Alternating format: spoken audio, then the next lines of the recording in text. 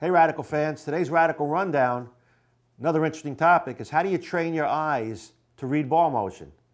You know, people always look at the lane and the way the ball goes down the lane and they say, well, that ball didn't hook enough or it didn't go through the pin, it didn't go through the pins the right way.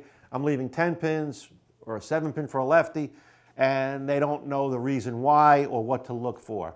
So let's talk a little bit about training your eye to read ball motion. Let's start at the back of the lane and work it backwards towards the release.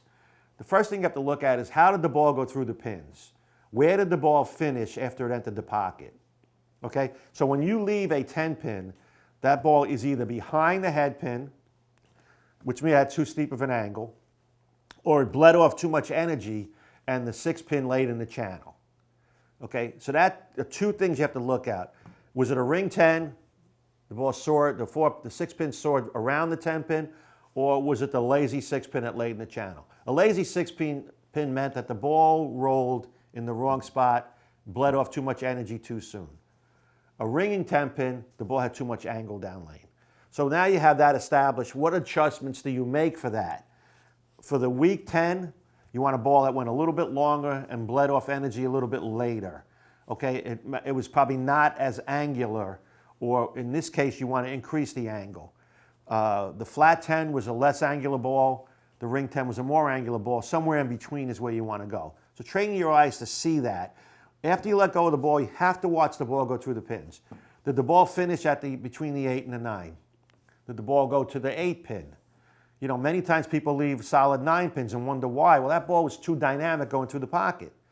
I don't have a problem leaving them because they're impressive. You can go brag about them. But the flat 10, you can never brag about. So you want to look at how the ball goes through the pins. Ball motion, front to back, is very, very important. Where did the ball start to hook? How did the ball enter the pins? Where did the ball end up when it left the pin deck?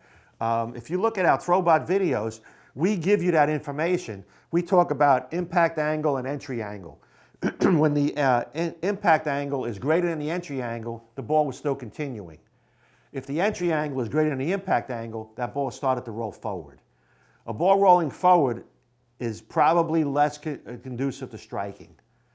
A ball that is still continuing has more of an opportunity for you to strike. So when you look at a ball motion, we talk about hook window, and that's the length of hook, the amount of hook you have from when the ball hit the break point to when it hit the pins. How long of a window is that before the ball started to roll forward? Okay, a hook window is shortened by balls that roll forward quickly after they see friction. That's a shorter hook window. You need to be closer to the pocket when it comes out into that phase.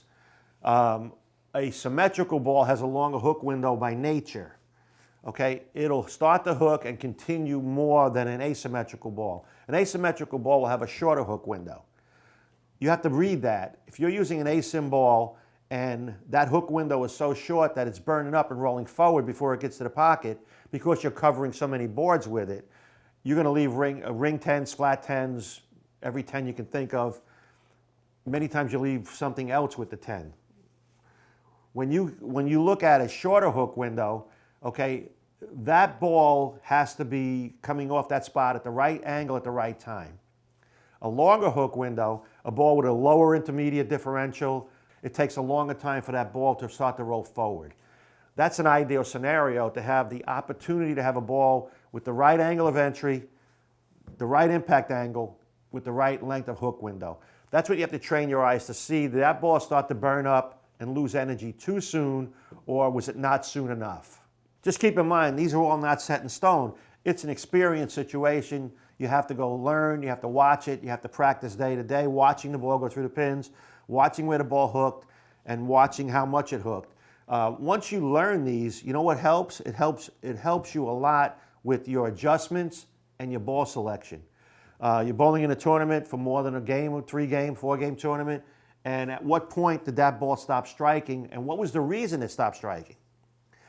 Then you'll know what your next move is. I need to go to a ball with a longer hook window or a shorter hook window.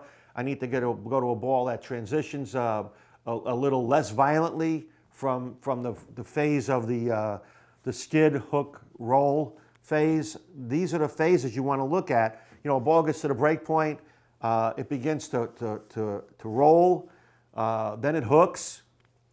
At that point, you have to see how quick that transition is. Did it come off the spot too quickly? Or was it too slow off the spot?